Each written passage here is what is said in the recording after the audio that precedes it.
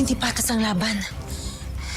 Hindi dapat maliitin ni Modi ang bawat lumalapit sa kanya dahil baka ito na ang tunay na anyo ni Loki.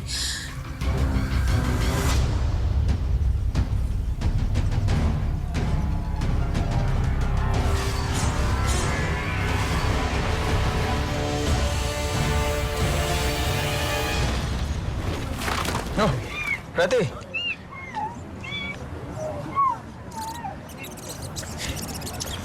Hindi mo na kailangan magpanggap, Rati. Alam na ni Bayong ang lahat.